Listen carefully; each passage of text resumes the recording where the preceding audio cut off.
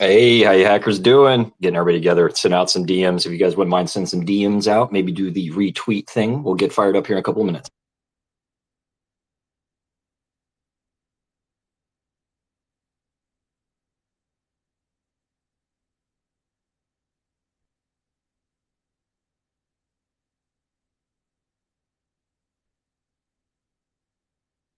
Welcome, everybody. Welcome, welcome. Hi, Albert. How you doing there, Alberto's and Mr. McLindy's in the house and Hideous. Hey, Anibal, did you actually got to see the Alaska, the Alaska Yo, video? that clip was funny as hell, Albert. Well, I had to show you. I couldn't speak there in that room, and so I said, okay, I will show a video of Alaska for Anibal. Alaska is everywhere. It's cute, but the problem is I'm not sure if that guy's a scumbag and fucking around with people or not, or if it's just something funny that we can play with. Like I Oh, well, honestly, genuinely, you know what I mean? Yeah, I'm gonna vet him because he's been coming around, and I'll do my thing and well, check who this guy is and see actually, if he's cool or not. if I had to decide, I would actually decide not to try to avoid conflict because you never know who is on the other side, and people can be very complicated at times. So I would avoid having fun. Yeah. Yeah, that's the thing about this. You never know what's really going on. But it was hilarious and it was a great circumstance. Everybody got a kick out of it. And we were able to kind of make light of it without making fun of a particular person. Let's put it that way. But yeah, I'm extremely excited to have you guys here tonight. This is going to be great. We got some really good people showing up. So we'll get going here in a couple of minutes, just to let everybody kind of like fall in. But I did want to kind of like maybe chit chat a couple minutes with you guys. McLindy and I were talking about something a little bit earlier. Dude, did you watch that video about the not pet yet, bro? Not yet, bro.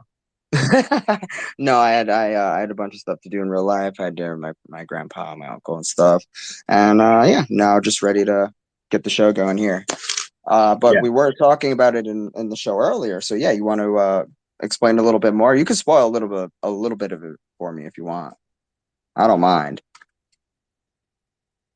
Yeah, I can do that real quick. I know we got YouTube a video, bunch of yeah. people are trying to request right now. I'm going to let you guys know that we got people that are coming up that actually are like scheduled to speak. So I got to get them up, and then we will let other people come up and speak as well. So that's not going to be a problem. Just hang tight.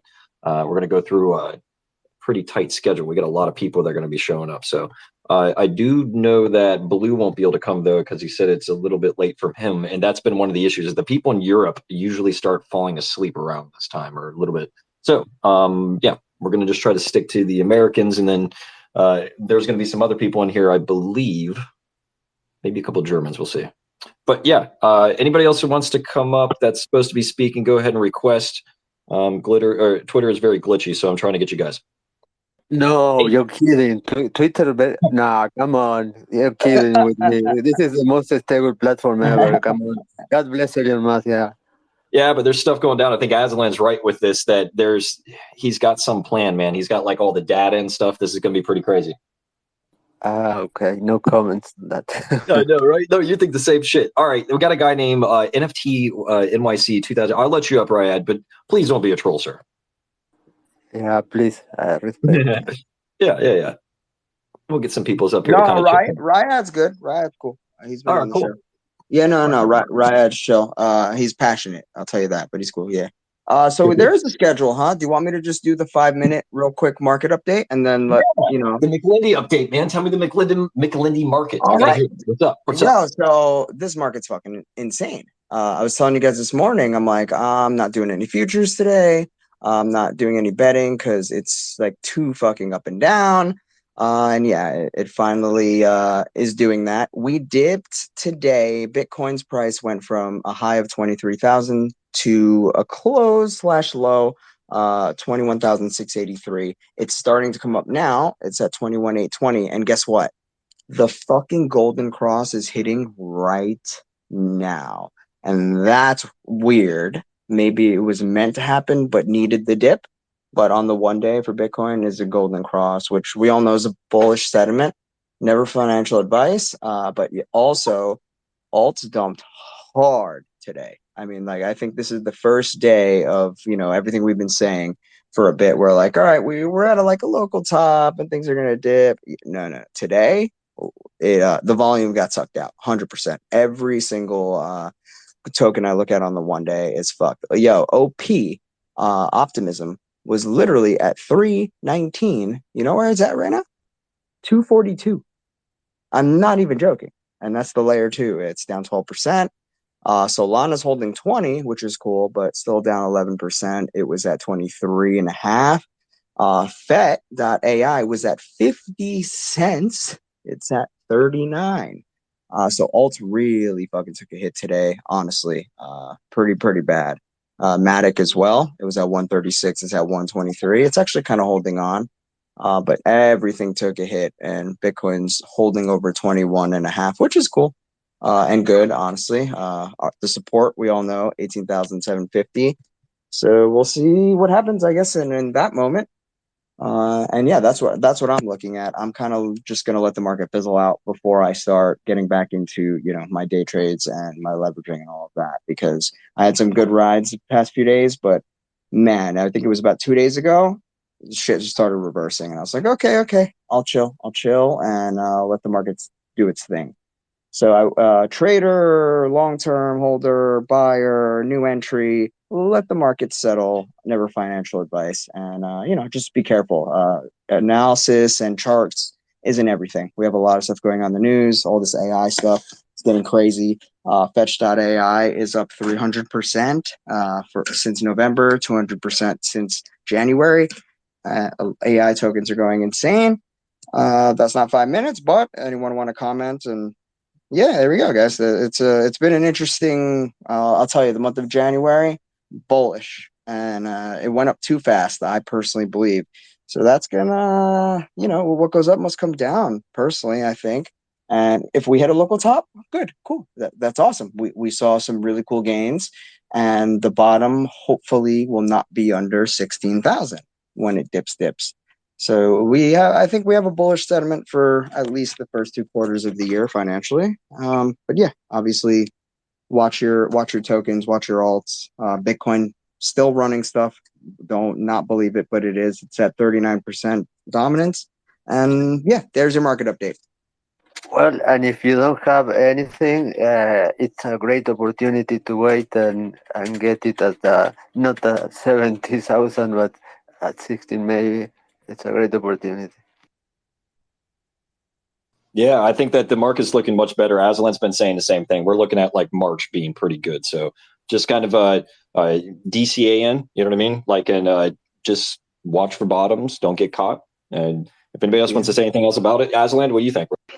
I think it's a great time to start watching. Like, it's a good time to start positions, right? Like we're at the end of the capitulation phase, in my opinion, and I think like right now is when we're going to start seeing some upward pressure. But definitely, since we've had a run up that's been so hardcore, I think that you should be watching for the dip and maybe starting positions then. Yeah, makes sense. Gotcha. Curve's $1, by the way, and it's at 97 cents actually. Well, yeah. McLindy, we've been talking about this since the first of the year. Like, we've been bullish since literally the day that the year started, and look at what's happened. Like the average market's up, right? It's up a good 50%. Bitcoin's up, 40% around there since January 1st. And now, I mean, it's coming down. We hit our top like we called, Aslan, and everyone a Good Morning Crypto. I mean, it was, let me see. I'm on the day chart. 1, 2, 3, 4, 5, 6, 7, 8, 9, 10, 11, 12 days ago. It was like right on the 29th or 30th.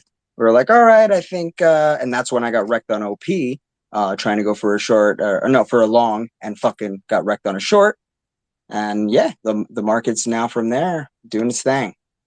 I played that Coinbase put perfect. It's up like 230%. Oh, Aslan, I want to punch you to the fucking screen, bro. It was such a sexy screenshot. Don't fuck with that Bed Bath & Beyond. What are you doing with that? Oh, You just show me the I'm chart just because I'm that's just some playing with DJ. that. I put $50 in that. Like that's just like Okay. I see some short squeezing happening, you know, and I'm just playing with that one. I would never tell anyone to touch that, to be honest. Like I degen a little different than most of you guys. Yeah, I was gonna say it's been all over Reddit. It's been all over like that side of crypto, and for some reason, people just want to repeat, AMC and GME. Sometimes I could just like feel it, right? Like it's kind of like happens in like a cycle. Like the market's liquidity moves, and I think about it in like a circle around all the different sectors. So I'm just waiting for it to move over there. It's been like a good amount of time. Anybody got any predictions by Q2 or around Q3? No, actually, anyone have predictions by the end of the year on where Bitcoin will be? I totally want to be dissociated with the Bath and Beyond, by the way. Like that's my disclaimer. Thanks, No, McLovin. no, you're good. No. He showed me a picture, and No, that was it. No, that's it. I was That's it. hardcore invested in Coinbase. I was hardcore invested in You, Coinbase. Like you killed when, the Coinbase trade. yeah, as soon as FTX went down, I was buying the dip on Coinbase all the way down to $33 a share, and then I doubled down with an option, and then it hit $74, and I sold all of the options and turned it into stock, and then got a put on it on the top because I know that it overran, and now it's under $60 right now, and I'm gonna sell my put when the market opens. But Yo, yeah, that was the Aslan, call. I got an email from KuCoin telling me about how not enough people are using what the fuck is it called? And they actually have it, and I didn't even know they did. Where is it? It's called, like, when you buy it for a lower price and then sell it for a higher on a different market. I don't know why I can't think of it right now. And like Arbitrage. Arbitrage. arbitrage, yes. Yeah. So I got an email from KuCoin saying they're doing arbitrage and there's not enough people, and then it tells you literally how to do it. Like you buy a spot of it and then you buy a short of it. I just saw that today and got it in the email and was looking at it. So KuCoin is now adding that, which is, Interesting. yeah, no, for real. I That's swear. interesting. It is. Yeah, they're giving straight, and they tell you how to do it, literally. Man, I'm like if I'm gonna go any kind of leverage gen trading, like I got like market, right?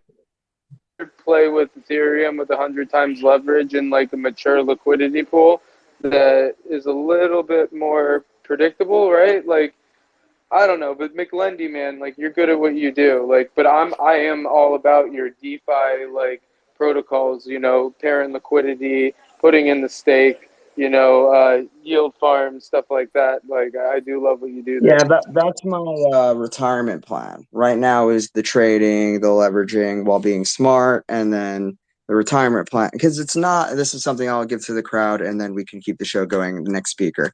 With DeFi, you have to get into a good blockchain because you're investing money either way to put in and to take out, right? And you're paying gas fees. And as well, if you're only making 5%, you may pay that in fees, hold it for 6 months, take it out, and you take it out and you're down. And it's better off using stables. So the only reason I'm not using DeFi currently is because I'm not going to put 10K or 20, 30, 50K into DeFi right now. I don't have that money to do that. The only way I would use DeFi is having at least 10K, put it in there because so that 20%, 40%, 5%, at least it makes it different. And then you find the best protocol, and then there's a bunch of different strategies. Thanks for having me on the stage, Hannibal and Aslan. Yeah, bro. Love having you up. We appreciate your time, man. So we're going to try to get some of these speakers up You here to earned it, cycle. my bro. Next Yeah. speaker, Hannibal. Actually, it's on you, straight to you. Yeah, I'll take care of it, man. We got it. So actually, we'll just kind of go down in the order that we got. So I'll actually do Alberto first. Alberto, we're going to give you 5 minutes. I know it's really hard for you to do, but here's what we're going to do. I'm going to give you... Oh, you know me pretty How well. long was I know mine? you are. Yeah, Okay, Wait, finish how your long real was quick. mine? You Was mute me. mine over 10? You just mute me, okay? You just mute me and no hard feelings. Okay. No, okay. When it comes to Web 3.0 and cybersecurity, Ah, yeah, I'm getting private emotions. You're not helping. No, I think that okay. I am seeing that we have a big challenge ahead, and it's the part of okay, the blockchain, NFTs, the different blockchains, the regulation, legislation. I mean, everything related to what laws do we apply to these kind of things. We have the case of OpenSea in a company based in the USA that has probably the market when it comes to market share of NFTs. They are almost a monopoly. Okay, that company, because of being based in the USA, they are able to close accounts of users from countries such as Cuba, Venezuela, Iran, any country that is having an embargo from the USA. Okay, if you're somebody from that country, you can get your accounts closed without any explanation overnight, and you lose everything. But this is kind of ironic. We are talking about a decentralized system where nobody is actually placed in a single location. But yeah, these markets are centralized. So when it comes to legislation, for example, you in the USA, you have to declare your cryptos. You have to pay taxes for that. Here in my country, you don't have to. There's no laws. There's no taxation regarding cryptos, NFTs. You don't have to pay anything or declare anything related to if you own those kind of assets. I know. Okay, if you're from the USA and you're going to operate here, I know that the USA, for being a USA citizen, they will go after you. So you won't operating in a country that is not having those regulations that you have doesn't save your life from not paying taxes. They will go after you. But it's all a complicated context. I mean, why can't we establish a market here where okay, Uruguay has absolutely no conflicts. It's a neutral country that can make business with almost every country in the world. I think, as far as those countries are respecting human rights. So when it comes to those countries, actually people from these countries, as I'm mentioning, they can perfectly open an account here and operate here without any problem. So legislation, regulation, taxation, and most of all, laws when it comes to security and Web 3.0. Committing a crime on well, we know that that happens unfortunately a lot. Okay, should it's prison? I'm committing. I'm not committing a crime, but hypothetically speaking, somebody's committing a crime in Uruguay, running a Roche project or any kind of a scam related to NFTs. Okay, where I mean, in Uruguay, there are no laws that actually can make that enter into any kind of figure of a crime according to our criminal laws. And if it's not a crime here, actually no other country can ask for an international arrest of a person. Interpol cannot ask for arresting somebody in a country where, in that country, what he's been charged for in another place is not a crime there. So that makes a whole new scenario that we were not used to, and this decentralization is when it comes to security and taxation and everything that involves those, really involves a lot of thinking, and it's really a mess. 5 minutes So or now more. let me pack this up, because what you're doing is you're showing a foundation of what goes on in the areas of where you're at. And actually, you're doing a pretty good job of this. I'm following you this time. That you're in an area, and what has happened is that you guys have a specific tax code that is more favorable for this kind of thing. So you guys have the ability also to do things kind of with cybersecurity, and that you in particular, what I'm interested in is your story that you got involved with some kind of thing with Interpol, and because of your case, they had to force a change. Can you tell me about that change and what you forced with your case? That was the most gratifying thing in my life. Yes.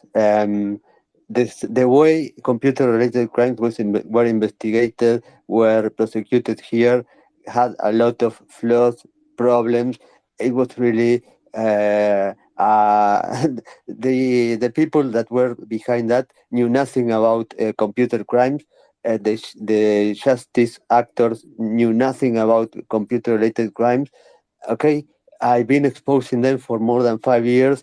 My case has been known all over the world, appeared on several magazines. I wrote a book on several conferences. Really important Pretty people sexy. Pretty sexy, in yeah. yeah, I mean, Linus Newman from the Chaos in the CCC in Germany actually covered in the CCC of 2018 my case, and he called it "Never underestimate the stupidity of law enforcement," showing how ridiculous everything was. Chuck Resider also covered that in Dark Diaries. David Bombal covered that in his videocast. Uh, well, everybody agrees that what happened here is ridiculous. And well, the thing is that I've been exposing all that for so many years, for 5 years on social networks, actually gave a result. And starting January of this year, the structure that was prosecuting this kind of crimes was completely dissolved. It's no longer working. Now there's a new structure that is a unit of cybercrime that is led by a prosecutor of cybercrime, and it's been that unit is being run by people that have received certain education formation in courses related to computer forensics. That was something that was a must. Congratulations, Alberto. So you basically forced the international governments to change because of what happened with you. I really think that's awesome. I commend you for it, bro. Yeah, Yeah. but I have something please to add. I'm not stopping here. After what happened to me, people from other countries such as India, Turkey, Mexico, they contact me and they told me, Alberto, I know people that have been suffering situations like yours here in these countries. Okay, I'm going after contacting those people, and I want to also trigger changes there. We need. We need to be protected. I mean, as cybersecurity professionals, we need guarantees of being able to work without having the fear of suffering, things like this. That's awesome. No, I really appreciate it. Go ahead. Albert, do you think cryptocurrency would have helped you in that situation if you were as deep as you in it now back then? Do you think it would have helped you in a better way? Okay. I was basically the referent when it came to blockchain and bitcoins back in 2016 here in my country, mixed with the security part. And the thing is this: I was the first. I was representing Ledger Wallet in Uruguay and Paraguay. I was reselling them. I saw your Ledger wallet. That was the oldest ledger I've ever seen in my entire life. Well, today. actually, I can send you all the pictures. They sent it directly for me from France. I was appearing in their website as reseller. I was the first reseller actually in South America of those wallets. I can send you the box that I first received with all those wallets. Okay, when the Interpol execute the search warrant in my apartment, they saw all that and they said, "Holy shit, what's this?" Okay, all they could think about it, this guy is a criminal. They actually didn't know what those things were. They had to ask me. And the thing is that, okay, they said two coins that were physical coins of Bitcoins, representing Bitcoins, and they took pictures of them, and in a press release, they said, okay, we seized two Bitcoins from the house of the arrested person. They thought that those two physical Bitcoins were actually the real Bitcoins. They had no idea of what a Bitcoin was. Craziness, bro. And not only that, on 2021, the November, I went with my mother to the Interpol to recover all the things left. Okay, a Ledger Nano S that had a lot of cryptos belonging to me.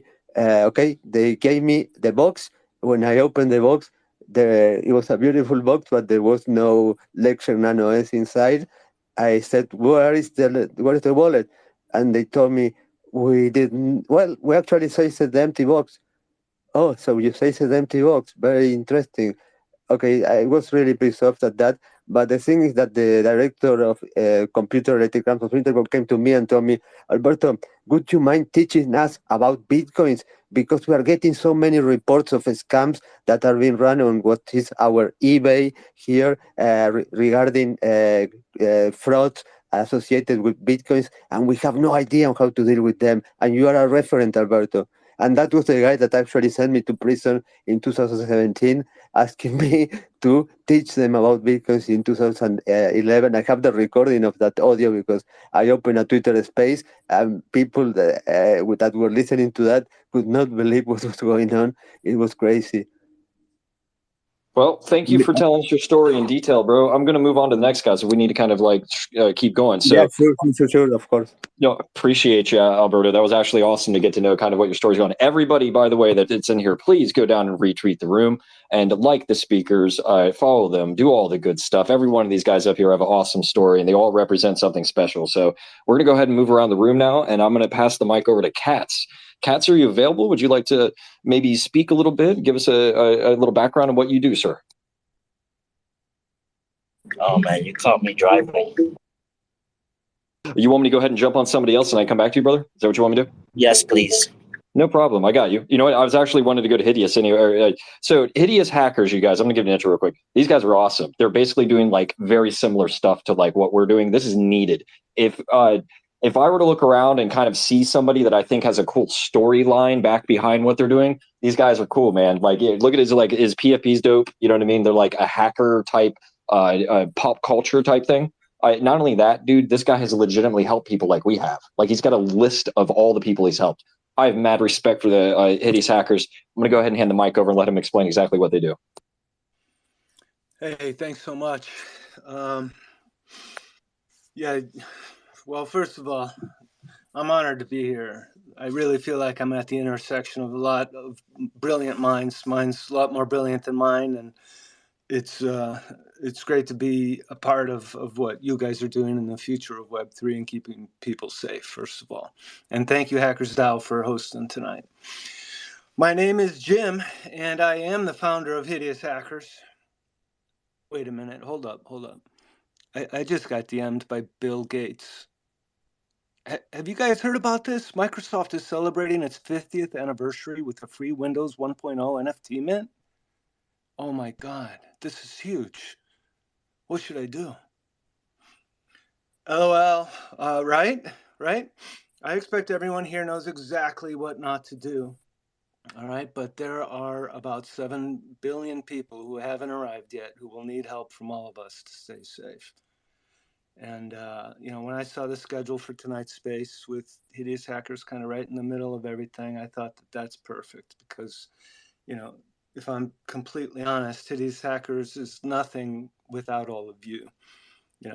Sure, as HackersDAO said, some think the art is dope, right? Thanks, Ralph, the artist. In fact, the art is meant to serve as a constant reminder that we all need to be careful and watch out for these scammers. But that's just the beginning. What we really need to do is educate people about staying safe. And that's why I love all you guys. So, what's my role and what's the role of Hideous Hackers in all this? As for me, honestly, my superpower might be empathy. It comes naturally, but in Web3, it's well informed by my own personal traumatic experiences.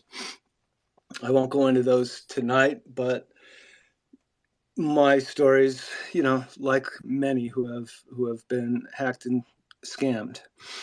All right. Let's just say I have a little extra room in my heart for these people who have been scammed. So, it was my inexperienced and kind of boneheaded decisions to approve fraudulent transactions that motivated me to start building. I decided to create something that was going to help others avoid these scammers. You fast forward to right now, and you'll see why I'm especially thankful to be among all of you. I'm not a cybersecurity expert, right? Heck, I'm a poster child for what not to do. It's your expertise, it's your voices that people need to hear. It's you who Hideous Hackers wants to amplify. It's easy to see why I want to shine a light on like HackerzDAO and all the other experts and legit projects in this room. But Hideous Hackers is really also spotlighting good projects, artists, mental health and wellness professionals, and educators who we believe are well-intentioned and working to build something real. So, what are we doing over here at Hideous Hackers? Well, first of all, I refrained from promoting until 3 pillars were well established, or pretty much well established now. The first pillar is literally kind of all of you guys here who are in the cybersecurity space. I needed to align with the right experts and educators to ensure that our community would have current, reliable information for staying safe. That second pillar is mental health. My college degree is in social work, right? So suffice to say, wellness is at the heart of Hideous Hackers, to be honest. And let's face it, when we get scammed, it hurts. And the emotional pain might linger long after any financial losses. So in addition to providing like peer support, Hideous Hackers has formed relationships with actual licensed clinical psychologists and leaders in the Web3 meditation space as well. And together we're developing programs and content that are going to help people emotionally process the scams that have hurt them. We want to help them heal emotionally, grow, and maybe even emerge a little bit stronger. This third pillar is authentic relationships. I built kind of a cohort of artists and NFT and DeFi projects who are building something real from their hearts. And I'm just beginning to build on these pillars, so I hope you all will stay tuned. You already know we're also so very early in this. Heck, we're witnessing huge global brands launching NFTs and failing. Yet we're still here. The fact is, until the rest of humanity arrives, we only have each other. Well, actually, I should say something like, yo, how awesome is it that we have each other? Let's go, right? But seriously, I'm honored to be amidst all of you and just be part of this important conversation. And I'm thankful to be working alongside you with my little project. I can't wait to really start amplifying your passion, your empathy, and your expertise in meaningful ways that help prepare Web3 for mass adoption. I know that was a little bit scripted. That helps me stay on track. We all have a little ADD maybe in us, and that really helped me get through that. So I hope you guys took that in, and my DMs are open and always loving feedback and questions and people who want to help expand my idea and grow it and challenge it. So thank you so much. That was actually excellently done. It didn't seem too scripted at all. I liked it. And up top, I've put a link to his site as well. So everyone, please go follow him. He is doing an excellent job. I really enjoyed your presentation, to be real with you, sir. I'm going to go ahead and hand over to McLindy. I'm sure he's got a great question. What do you got, sir? Yeah, I was gonna just tell Hideous Hackers here, hey man, that was amazing, and mental health is the most important thing, I'll be honest, and we're all here for our reasons. Crypto, NFTs, investments, it doesn't matter. I'm an addict, man. I struggle every day, and life is hard for a lot of people, and when you said you're about that empathy, yeah, man, when you see other people going through the same thing you've been through, or you've messed up and you're trying to fight that, it's a big thing. So I congratulate you for making it through, coming up here, speaking, sharing your story, and being a part of the community, my bro. We're here for anybody and everybody. Just be nice to each other, So thanks for that. Really, really awesome. Right on. Thanks, man. Anybody else have any questions for him? Yeah. Oh, good. Where I do actually. Yeah. Are you on what blockchain are you on? Are you on Solana? Are you on Ethereum? Yeah. So I quietly turned on Mint for the project, and it's minting on ETH, right? But I've got, by design from the beginning, I'm gonna launch kind of companion collections on every train at different price points. So rather than migrating or trying to build something that is cross-chain, I'm actually going to build separate NFTs collections for each chain. And so I think Polygon, Solana, and Chia are probably first up. Very All shocked right. by Chia. If Aslan was in here, he'd probably be freaking out. He used to mine Chia like a mofo, bro. We had giant setups of all that with these huge hard drives. I'm going to talk to you a little bit about that offline because the proof of space is brilliant, but it wasn't done the right way with that. We actually have a something we call the Hypatia protocol that we're trying to plan right now. That's a proof of space and time. If you can imagine that, it's pretty awesome. But anyway, I'm trying to get Aslan back up. This room is ruggy as hell. I apologize to anybody if anything's really weird right now, but we're trying to get everything taken care of. Hideous Hackers, thank you so much. That was absolutely amazing. Once again, sir, I'm going to give you your props and your flowers on that. I absolutely loved hearing you speak. We'll get with you on the DMs and get some more things going. I want to actually now go to Katz. Are you available to speak yet? Or are you still driving, sir? I'm driving, but I can speak. No worries. Oh, my bad, bro. Yeah, see, this is the thing. We may have to move this time for this up a little bit earlier because there's a bunch of people that weren't able to make it because of being so late. But yeah, my apologies to catching when you're driving, bro. No, you're fine. I usually drive every day, 7 days a week. I got you. But I kind of want to have you maybe present to the group here about what you do, man. Because like, here's the thing: he's a knee deep and a mile wide, like I am. But this dude right here is deep into understanding things better than even I do. I love Katz. Katz is genius. Do you want to like maybe present what you do and kind of what you're up to and that kind of stuff? Yeah. Man, you praising me too much, honestly. My name is Kat, and I guess my superpower would be that whenever I take interest into something, I dive deep into it. When I mean deep, I mean like head to toe baptism into whatever subject it is. Not just the pros, but the cons, the good and the bad. So my journey into Web3 came as a crypto miner. And before I even became a crypto miner, I learned everything about cryptography. I learned about nodes, validation, security. I got into the torrent network. I took a dive in the dark web. I did everything and your mother that you could think of to just learn and make sure that what I was doing was not only going to provide a passive income source for me, but also be something that's going to help out somebody, like protecting the blockchain and its security. That being said, my passion evolved into constantly learning. And then I bumped into people that, were into Web3 and crypto related.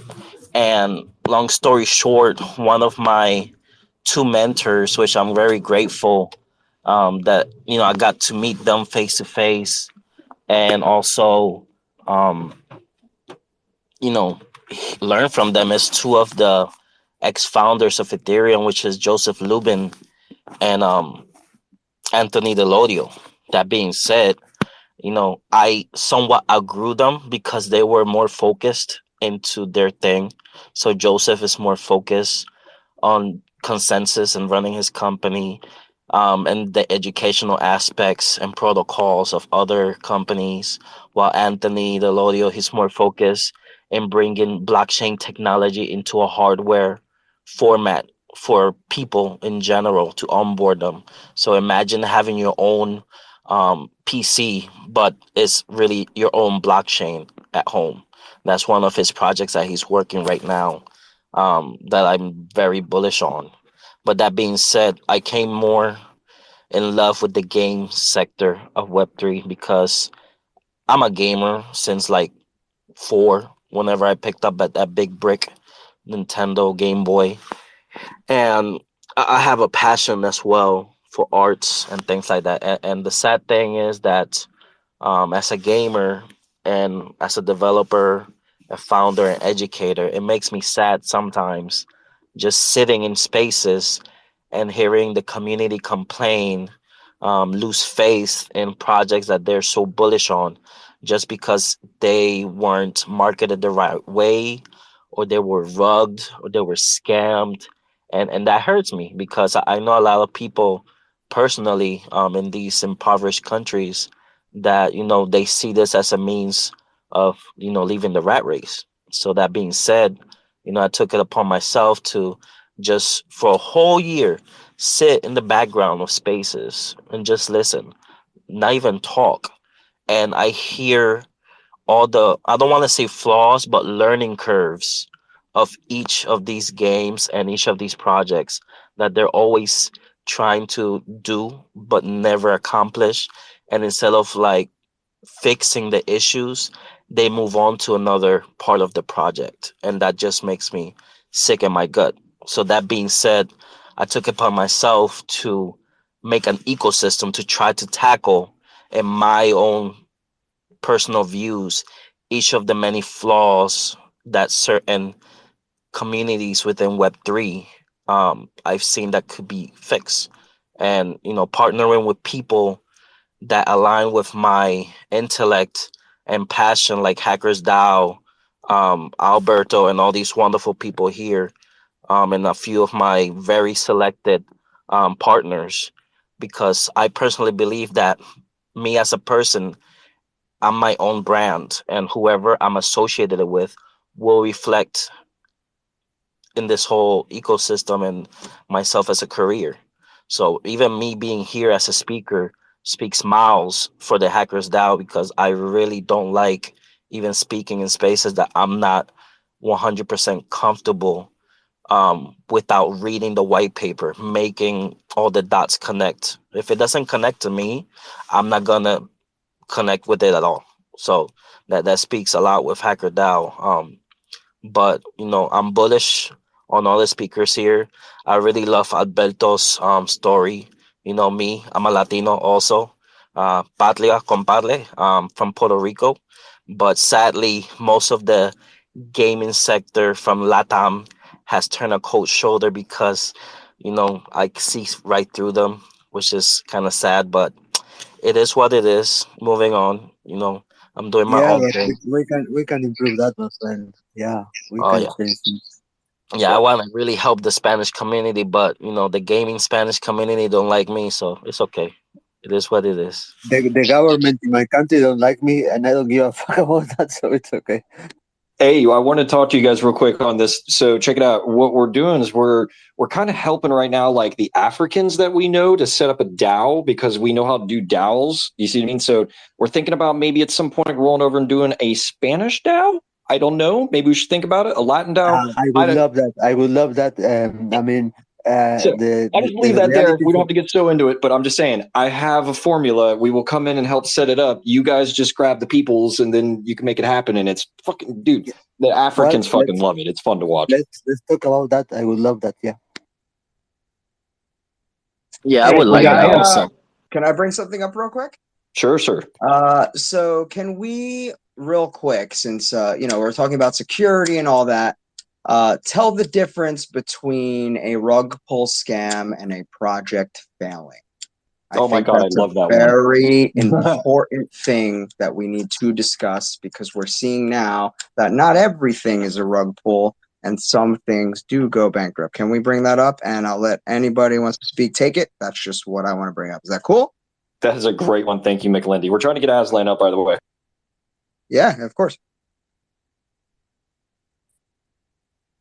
Go ahead. We got hands. So I'm going to go around for Salisu's actually up, Mr. PhD here. After PhD, we'll go Katz, and then we'll go over to Mr. Hackerman Alberto, and then I'm trying to get, Nerd looks like he wants to speak after that. So please, Salisu, Katz, Alberto, Nerd. Thank you. Okay, first, you mentioned the Spanish DAO, so you can see with Alberto, Mr. Alberto.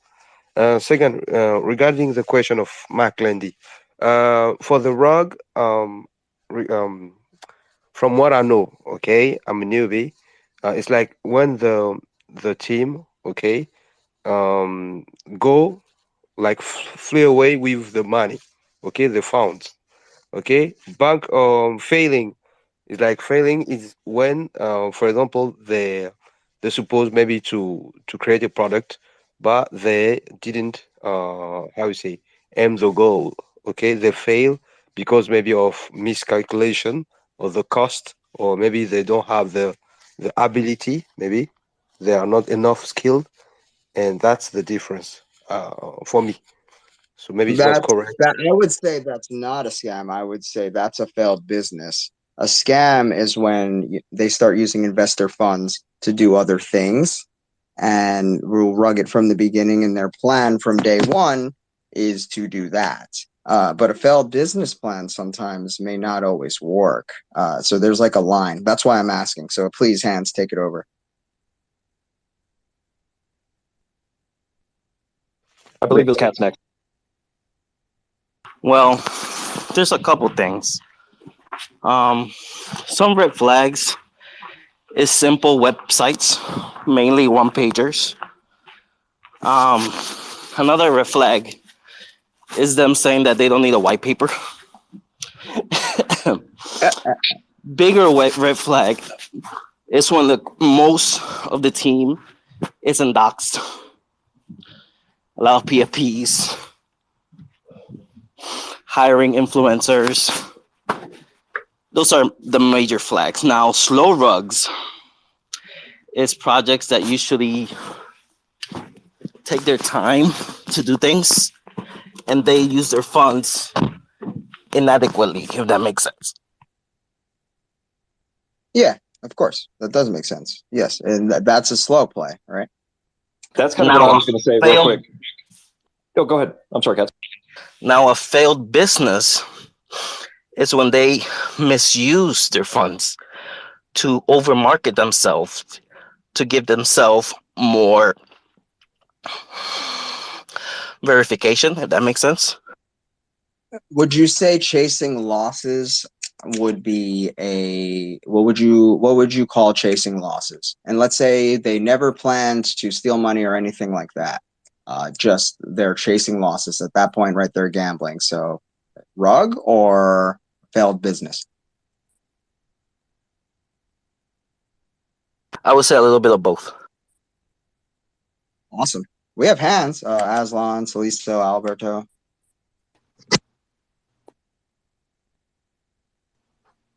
Aslan, can you hear us? I can't see him in here. Dude, this is so ruggy. Yeah, sorry, I got my cellular locked, and my phrase to unlock it is a little bit long.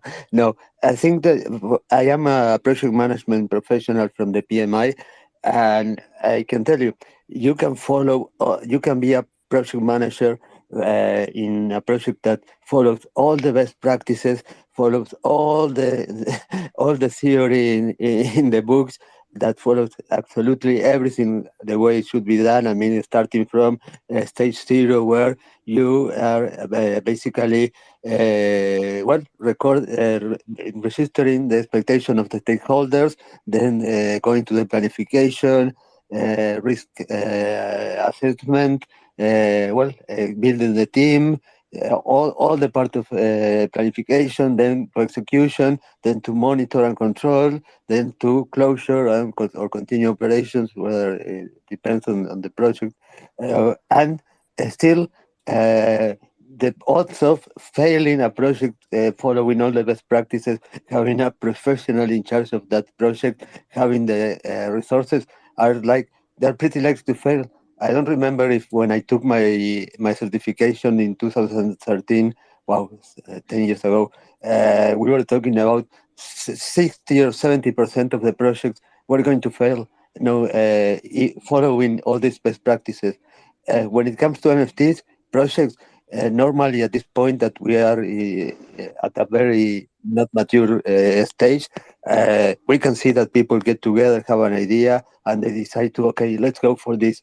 And then they realize that there are probably people that have not the required skills in order to get that idea come true Business acumen is what I like to call it. And I agree 2,000%. You're hitting the nail on the head. What I was about to say is that you can tell when you get into them, you're like, hey, tell me about your project. They're like, yeah, I've got 22 animals and yeah, we're going to just do basic shit. We don't know anything that we're going to do in the future. And we're asking for $2 million. I can tell you one example that for me was killing. It was a guy who told me, yeah, I want to make this medical system. Okay, who is doing that with you? Okay, I have this guy who drives, who is driving an ambulance, and me who I work in the administrative part of a hospital. Okay, don't you think you will need somebody from TI, a lawyer? Oh, yeah, maybe in the future. That's the best Aslan, example. what do you think about this, bro? Yeah, that's the best example. Okay, the thing is, that's not a rush project. That's basically a project that is really not handled in a proper way. Gotcha. Yeah, But they didn't know what they were getting into, and now Aslan's here. So yeah, no, let Aslan go because he had his hand up for sure. Aslan, what you got? Okay. Yeah, I mean, I was getting rugged up and down, but what was the take that you wanted me to speak on? Well, what we were actually talking about is business acumen and how rugging can, well, you see, the term is like really general, and we need to kind of like narrow that down into something a little different. And what we're trying to discuss is how people have zero business acumen. They usually go out of business rather than rug. Well, yeah, this space is very immature. It's not that it's immature, but it's still growing. And there hasn't been a lot of trial and error in the space, and that's basically what builds a good foundation. And what you're seeing is these young kids who are very proficient with computers, able to run and start currencies, businesses, and use these financial tools that they just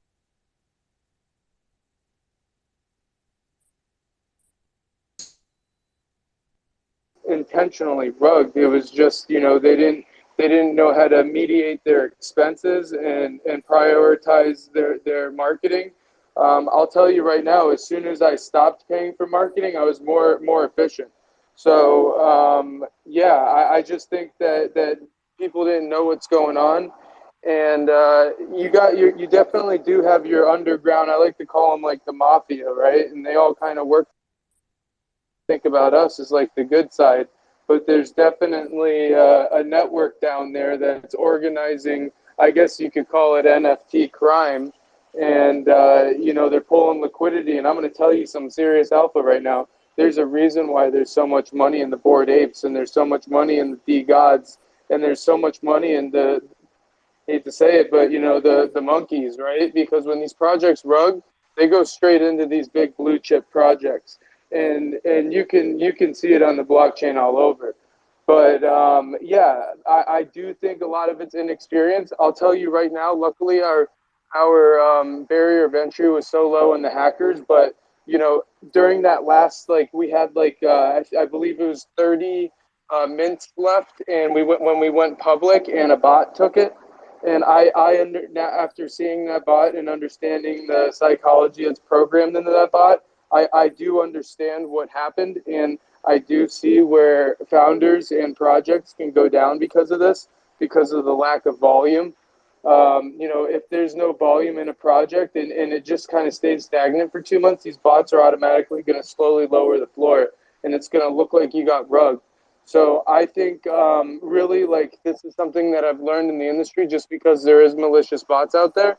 The best thing you can do is make sure that your community's set for when you mint, and you're able to actually mint out before public mint, and you'll be able to avoid these bots. But that's just a little bit of my touch on it. Thank you very much. Appreciate it. We'll go Cats, we'll go Horpa, and then we'll go Major. Yeah, another red flag is if you have a founder or a community marketer that doesn't know how to answer technical stuff, that's a red flag. Like, at least educate yourself on a project instead of just hopping in the bandwagon thinking you're gonna get rich quick with NFTs. Most certainly. Wise words. Definitely pay attention to that. Make sure that they know what the heck they're talking about.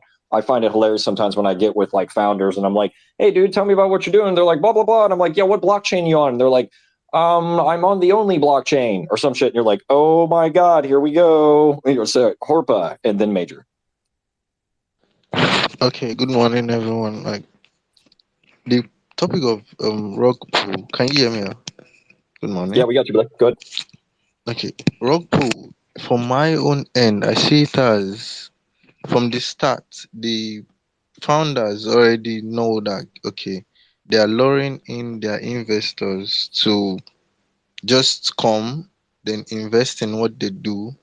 But the founders have the intention of either abandoning the project by either maybe taking off with the funds or like just closing the whole project after mint. But for a project failing now, there are different causes, there are different things that causes it. Like it could be maybe mismanagement of funds, or like there was a decline in the trade volume, or maybe marketing failure and other stuff. So when a project fails, it is quite different from when there's a rug pull. For rug pull is either the project just closes down or the founder just like disappears. But in a case whereby a founder loses interest in the project, because I've seen about like a few of that cases, it is not a rug pull in that case. It's just that the founder did not like feel like continuing what he started. Do you understand what I mean? Sure. No, I completely agree, Horpa. Appreciate the input. And that's pretty much what it's sounding like with everybody around here, is that we are starting to kind of understand the different levels to this. And if unfortunately, the 14-year-old that had no idea how to do his accounting properly and fucked everything up is not the same as the rug pull mafia that has done this 27 times. And you and I have both had our wallets drained 3 times by them. So moving on from there, going to let Major speak now.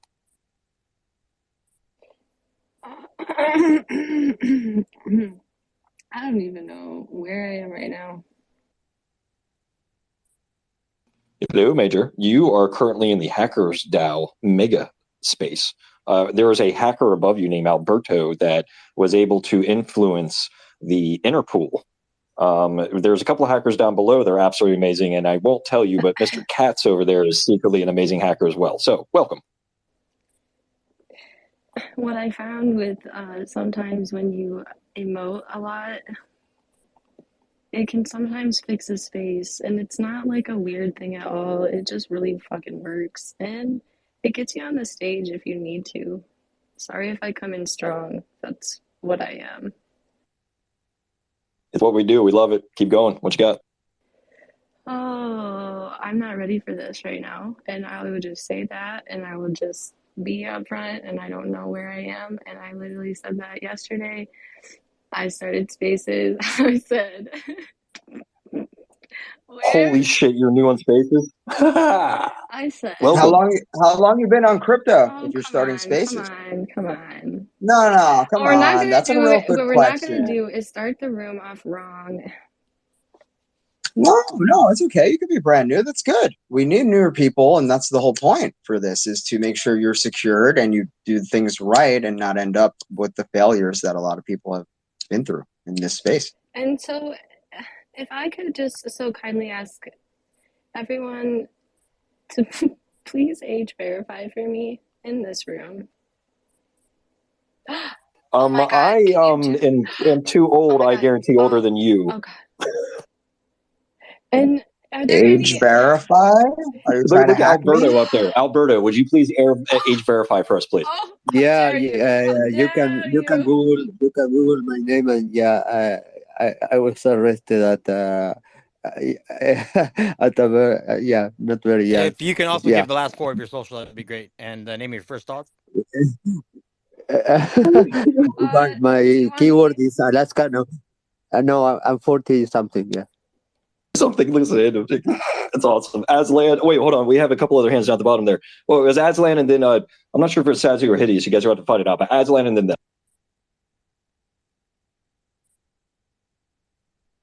Can you hear, bro? You there? If not, we're going down to Hideous, and then we'll go Saz. So, sorry. Are you asking? Are you talking to me or to? I was seeing if Aslan was there. I know he was trying to fight with his button. Are you there, bro? I am. I didn't mean to have my hand up. Sorry about that. You're good. Hideous, and then Salsu. All right. Hey, so I was going to comment about rug pulls. I think it comes down to intent. And there are rug pulls that are designed from the beginning to be rug pulls and just cash grab. Okay. And then there are, Hang on a second. I think that, Just stop. No, we're going to allow him to speak. So you stop, okay? And if you don't, I'm going to remove you. So here we go. Hideous, please continue. Right on. So, rug pulls. We have intent, and we have people who do them, by design from the beginning. And then I think it's also fair to say, I would disagree slightly with the explanation that one of the previous speakers said about people who just decide they don't want to do it anymore and they kind of quit. I think that too evolves into the criteria of what I would call a rug pull as well, because there's a responsible way to potentially like transfer the project to the community, at least go down the path of finding a viable solution to the fact that you decided, oh, this isn't what I thought it was going to be. It's a lot of hard work and I wasn't ready for it. Rather, taking that path versus, oh, Jesus, I'm just sick of this. I don't want to do it anymore. And then just bailing. I think that meets the criteria for me as a rug pull. So for me, it's just sort of all about intent. And it doesn't matter when that intent sets in. If the intent, if it evolves into sort of I give up, or I just, I don't want to do it, and I'll take whatever I got out of this and run. It doesn't matter when, but whenever the intent shows up as I no longer want to support the community, then that becomes a rug pull. Thank you for that answer, because the only thing I wanted to say, and everyone go and move the room around, is once the investors or people who ran the project start using investor funds for other things, I think that's when it's immediately fucked. Immediately. Once you start using investor funds to go do other stuff without their permission, you're breaking the law already. Now you got a rug pull already starting. And then that's not everything. But I think once you start doing that kind of stuff, and like you said, with intent, and it may be malintent, and it may be, you might not even realize it's malintent, but you're doing it, and it catches up. Look at fucking SBF, right? Excuse my language. Look at SBF. But yeah, sorry, just wanted to add that. Thank you for that, because that's the main thing, I think, as well. Horpa, Katz, Major, Chase, and then Alberto. Yeah, I wanted to piggyback on what the other gentleman was saying. If you're gonna do a rug, at least be transparent with your communities. I can't tell you how many projects I've seen that they do a whole NFT project. They say, "Oh, it's the art." I'm like, no. If you're an artist, do one of ones, or if you're in an impoverished country, do a NFT project. Don't be from like America or Europe or whatever, trying to sell something that a kindergartner can draw and then say it's for the art. Like, that's not it. Major.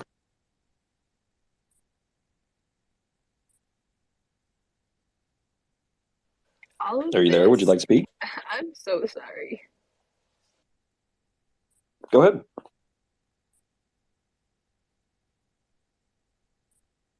I mean, while that train is loading, I just want to say GM to everyone. I'm Block. bullish on everyone in this room right now.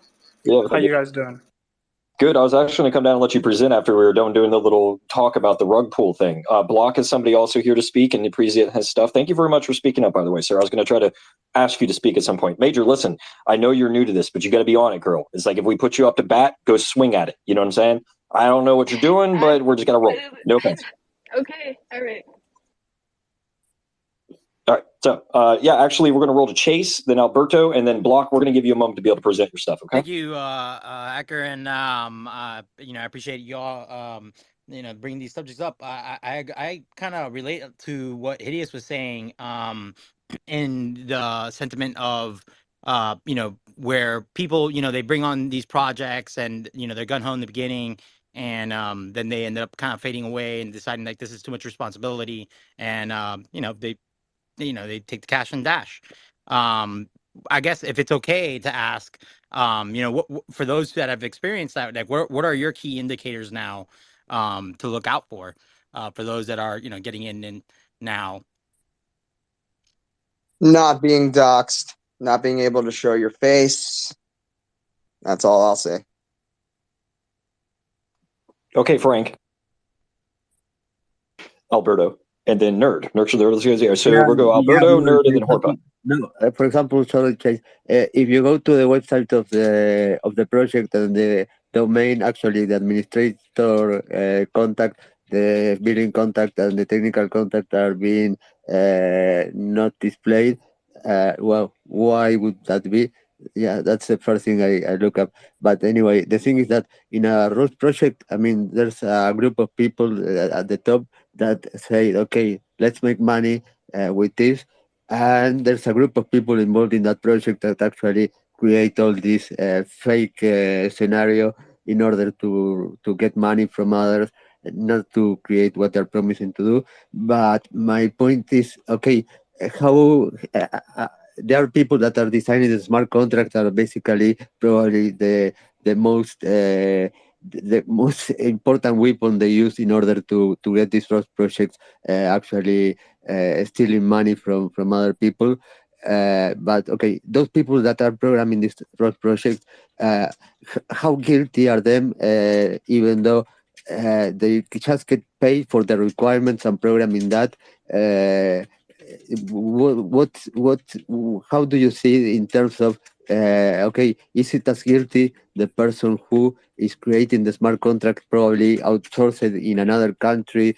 Let's say, I don't want to mention any country, but getting paid $40 for a smart contract that the person knows that is going to do something that is malicious, as this person that actually are the mastermind behind this Rust projects. How do you see that? May I answer? I mean, for really quick, if they know, then they're just as much as guilty as the other ones that are the masterminds that you say, right?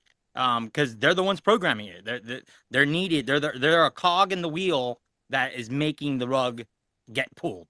Um, and for At the end, it's not about no, but then even and to go trust. further, right? To say, people need jobs. They're early. They have certain skills. They may not know to look out for certain pitfalls when creating such contracts. That's a hard one. But now with AI out, and publicly available ChatGPT, I mean, everyone should be doing their due diligence. If you're a software developer now, writing, good code, like there's many ways around writing bad code now. Yep. So, all right. So here's what we're going to do. We're going to go down to Nerd, Horpa, and then we're going to jump over to Block and let him present at this point. So please, this will be the final conversation about the Rook stuff. Nerd, you're up, bud. Thank you. I actually rock thing is very difficult thing for me, and every project that even one mint is out, I think the developer or whatever who is an artist has a responsibility for that, and if he run out or is not online, it's a rock, because he promised in the first day that he will not do these things, right? Yeah, actually, after this, I can also talk about the nerd project. We are not doing presentations of the people that have not scheduled as previous, but we are going to go from you to Horpa, and then we go to somebody that did schedule, which is Block. So Horpa, please.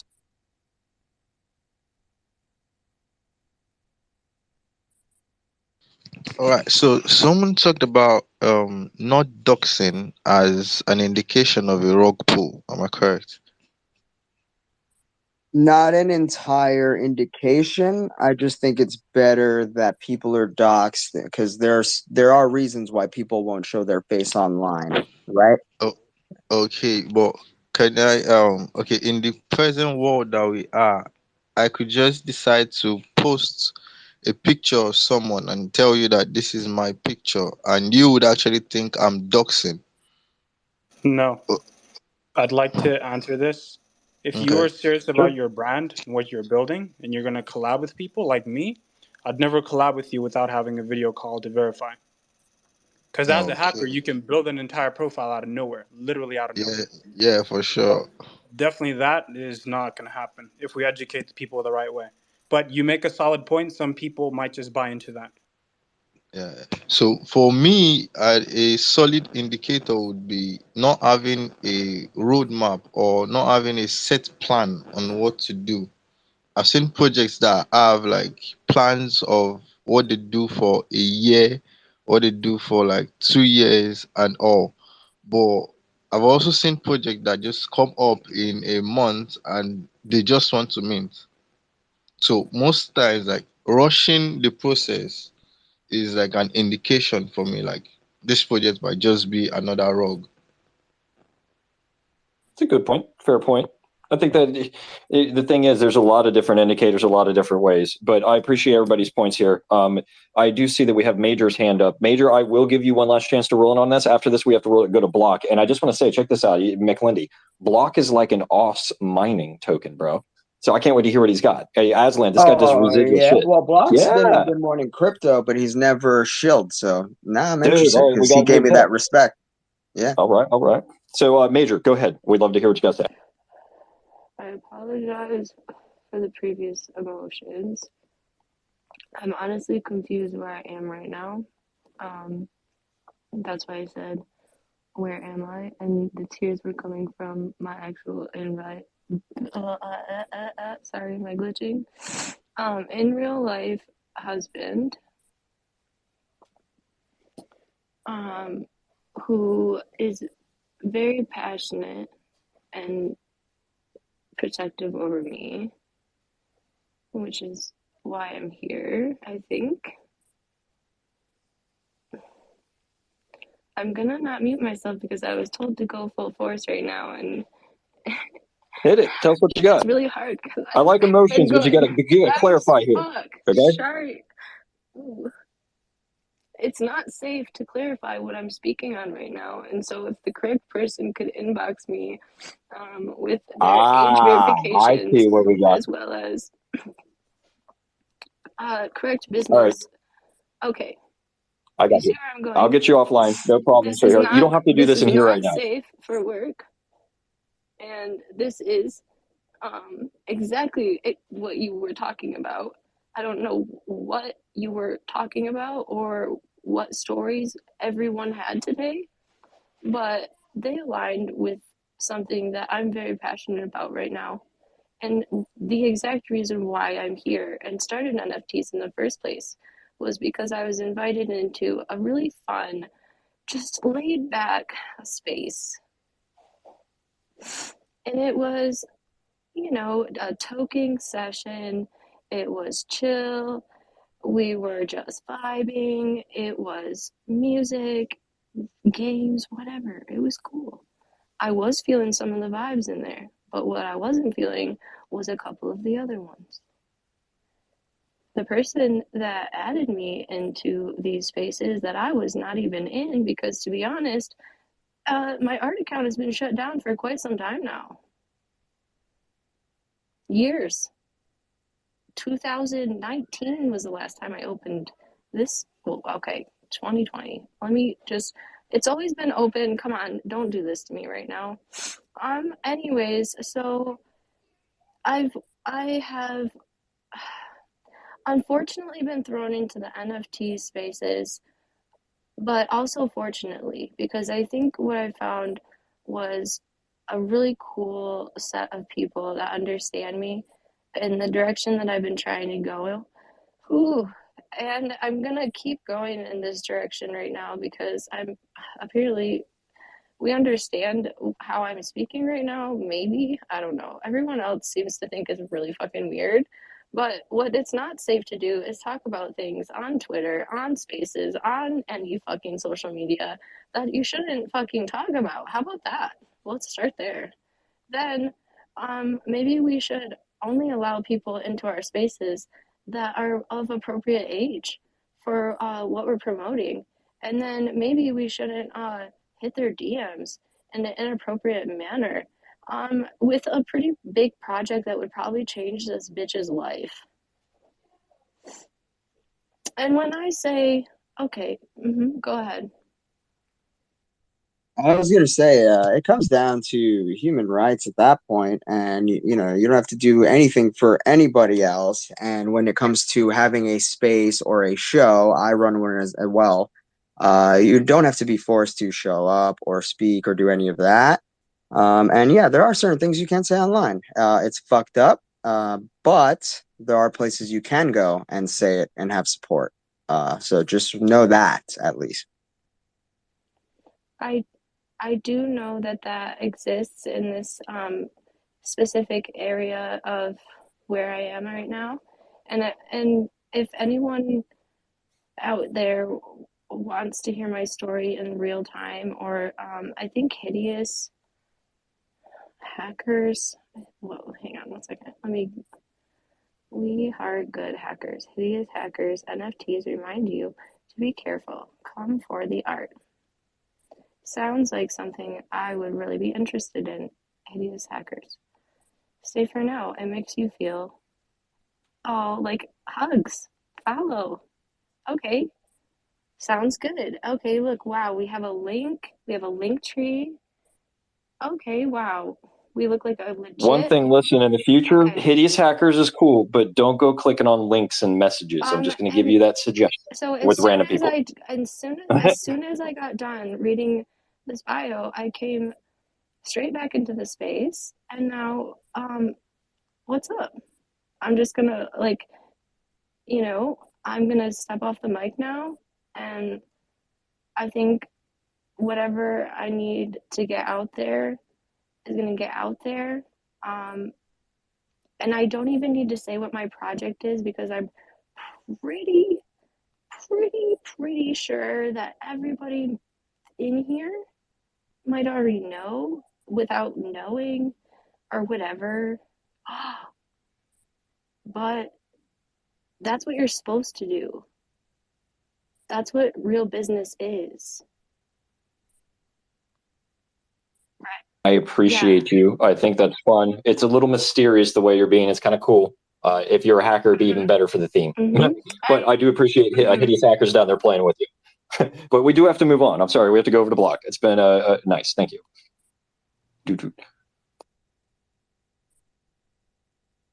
Mr. Block, if you'd like to present, we're ready for you, bud. Oh, 100%. GM, at this point, I'm not even going to say GM.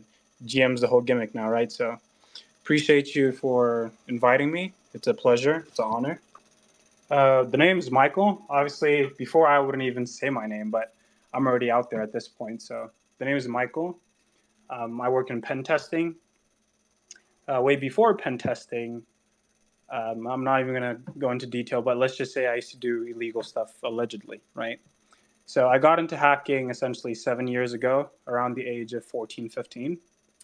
How I got into it, I don't necessarily consider it hacking, but my friend Brian, he's the same individual that introduced me to NFTs and crypto. At the time, there were about that I got a Discord call.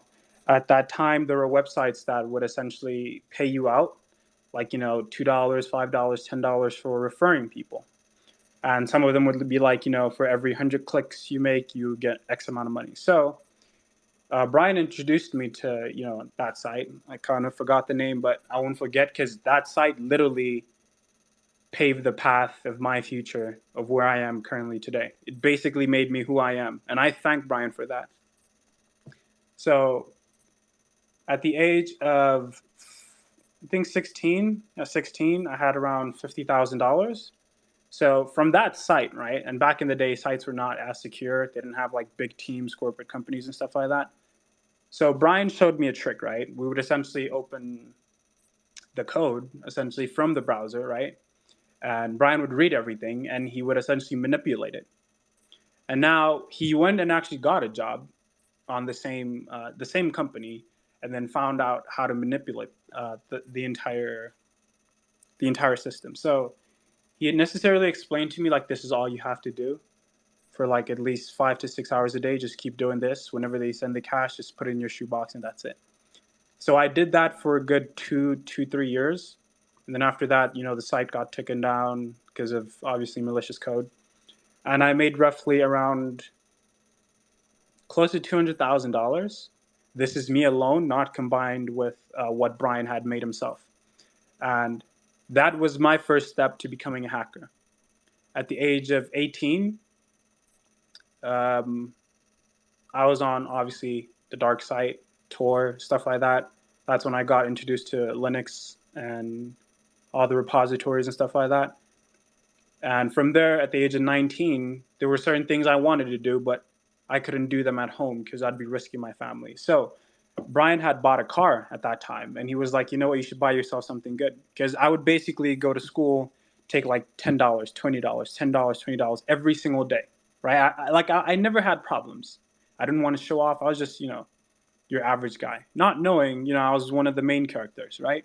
I feel everyone's a main character in their movie, but in my eyes, I know some people are just pure NPCs at that point. So at 19, I went to New York. I bought an apartment, which is the current apartment I'm living in right now. I didn't tell my dad until a year later that I own an apartment. He asked me how I did it. I told him, hey, I got a job, He's like, I want to see proof. And that's when I started learning about forging documents. You can literally steal an entire person's identity off of their name, where they grew up, and the school they went to. The only 3 things I personally need to steal a person's identity. Not to scare anyone. That's one of the reasons why I wasn't so fond of doxing myself as a founder, which goes back to, if you don't put your face out there, it's a red flag. It's definitely a giant red flag if that individual or that brand is promising to build something really big. So moved out a year later, I'm mining crypto. A year in between, I got introduced to NFTs by the same individual that introduced me to my hacker life, right?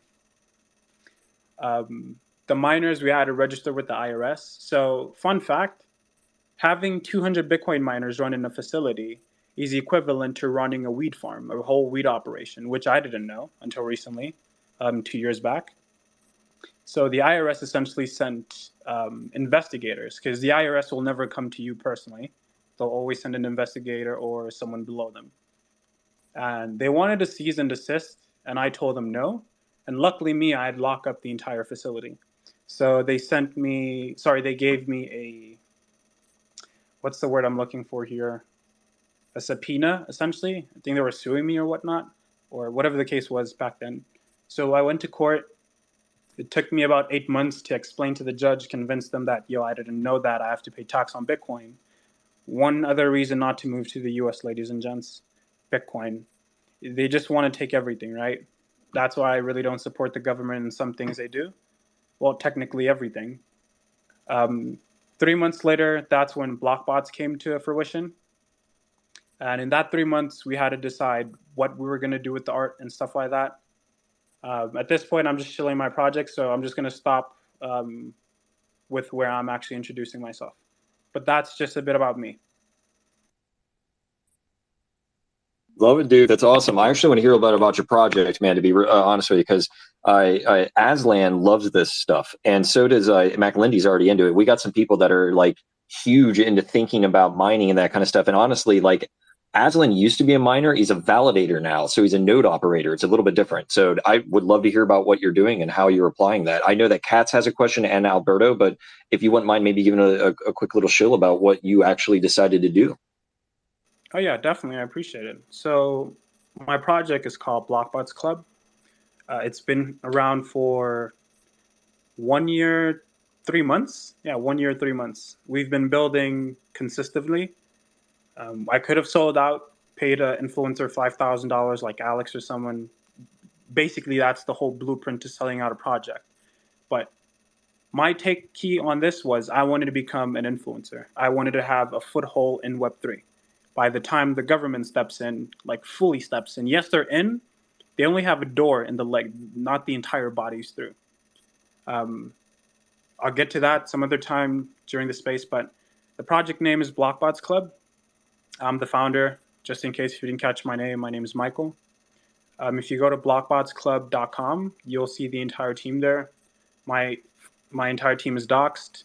There's a bit about ourselves there as well, history on each member of the team. I'm currently in New York right now. I work in cybersecurity as a pen tester. I'm currently free because basically I'm financially free. I just work the job so I can pay off debt on something, which is already secure now.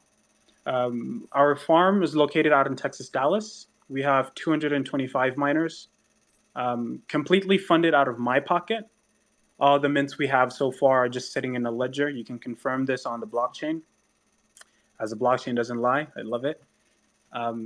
200 of those miners being Bitcoin miners and 25 of those miners being Cadena miners.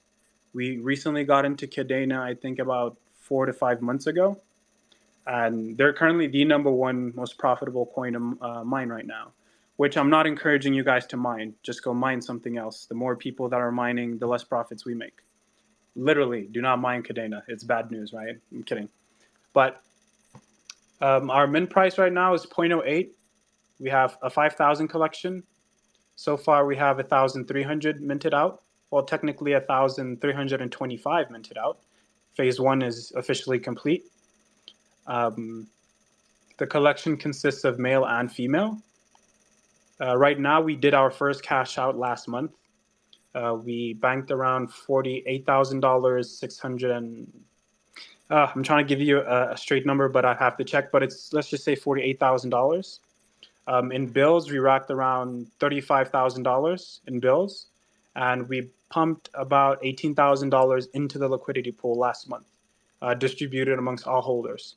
You don't need to take my word for it. You can actually just go ask every single holder. They'll verify this information. And in my opinion, I think we're the best project out there. I'm speaking confidently because every other project has not paid out, not even close to what my project is paying out in this current moment in time. They say they're going to do this, and they haven't done it.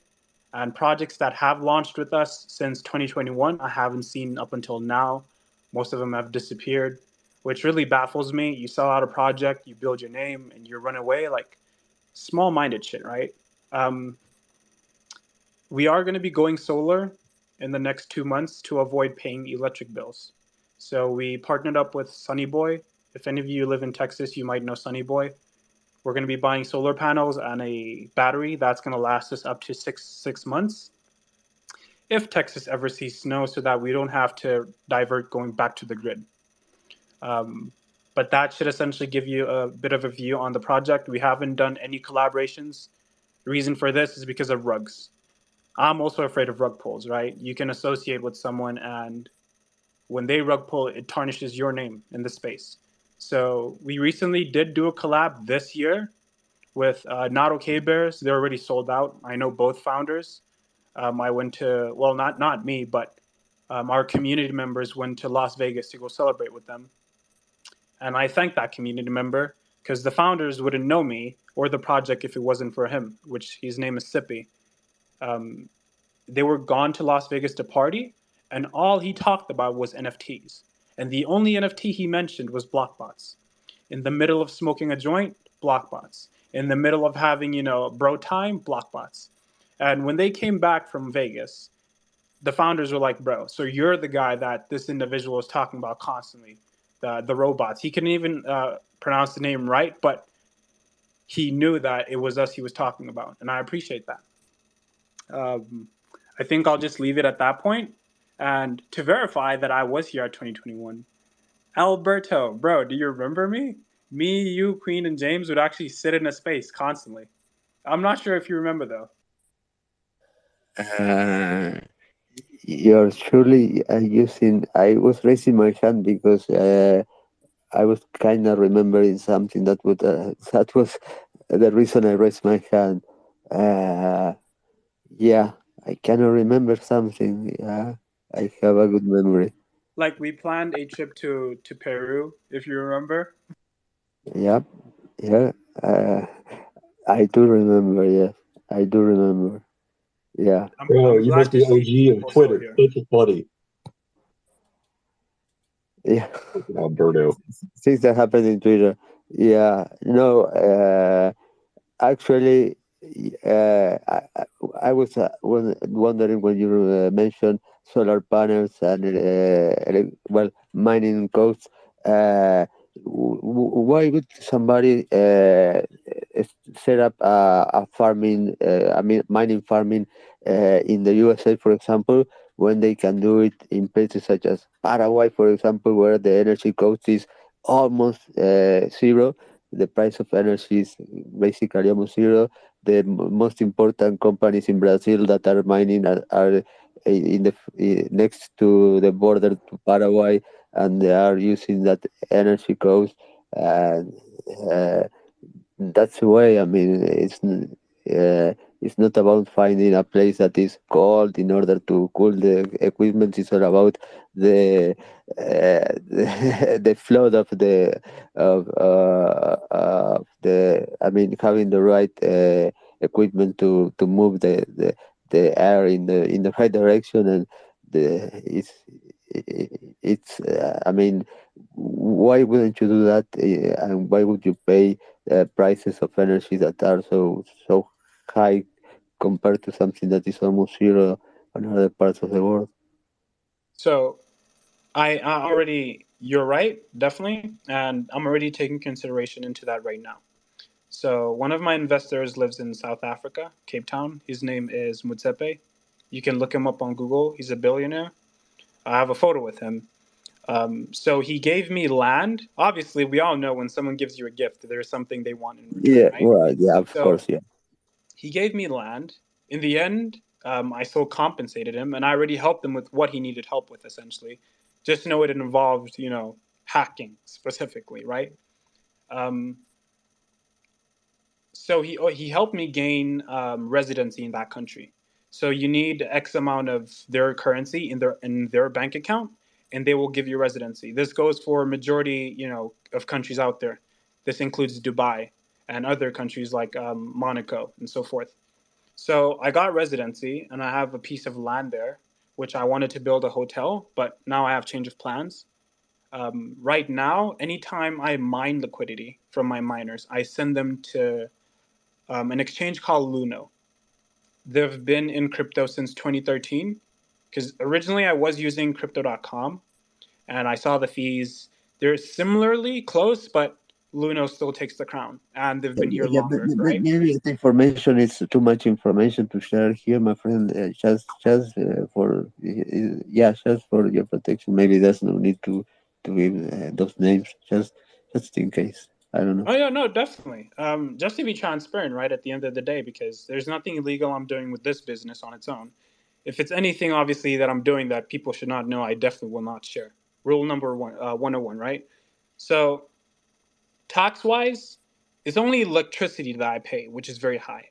But tax wise, I do not pay, like, I pay close to 20%, which on average in the US, I think doctors and so forth, they pay around 50 something percent because of the high income they make. So with miners, it's the exact same thing. I could pay up to 54%. But since I don't have records of me taking out that crypto and exchanging it into fiat, they cannot charge me what they charge the average citizen or an average business. So I do save a lot on tax. And yes, probably by the end of this year or next year, I'll be moving to South Africa. Like I say, I already have land plot there. I'm already building some stuff. And that should give you the answer on why I'm in the US. Trust me, I don't like the US. Okay, Let's but go to Katz real quick, and then McLindy, and then Aslan. Let's cycle the room up a little bit. Katz, you've had your hand up for a while. My apologies. No, you're fine. I just want to say, I wish you met me earlier in your life because I'm a minor. I'm right now in Fort Worth, Texas. And I can literally tell you I've never, ever, ever paid a dime for something that does not exist. That's number one. And number two, I am formulated as a business. And my EIN is under technology and warehouse management, i.e., I can make data centers and farms, which is very profitable and pro in Texas, thanks to our wonderful governor. And that being said, just because you're in America doesn't mean that it's not profitable to be a miner. You just need to know the hoops and the hops, because there's a tall saying that my mom used to say: any rule that's made by a man can be easily broken by a man. Oh no, I definitely agree with you. In the But you long being in run, New though, York, one of the most anti-crypto capitals in the world, I would not be there. yeah, no, That's where McLindy regardless, lives, like, and that's a good segue for McLindy. McLindy, what do you got for? All Any right, blue states, so it's no crypto. I wanted to say to Block, yeah, I do sometimes aggressively say docs and be like that, but there are people who actually are good and didn't commit bad crimes, and you put that out there in that really nice way. So I apologize for coming in at that. I say that a lot because I do believe putting your face on camera, showing yourself, and showing that you're a good human is very fucking important. Excuse my language. It is. It's huge. But then there's also, the people who are good people and have made mistakes and do deserve that chance. Number two, man, when it comes to fuck, dude, I'm kind of losing the end of Alberto and Block, that last part there. It's When it all comes good. to We can rotate over to Aslan if you want, brother. yeah, rotate to Aslan because I had something and it'll rotate. Yeah, Mr. Aslan. Is Yeah, muted. there's a reason why you're in this room, Block. There's a lot of people with similar experience, and I think the concept of the rug pull, which McLendy brought up, this is the type of technology that needs to be used in order to make NFTs sustainable. Without using this type of tech, you're just wasting your time in NFTs, especially if you're doing something like a PFP project with revenue generating situations, right?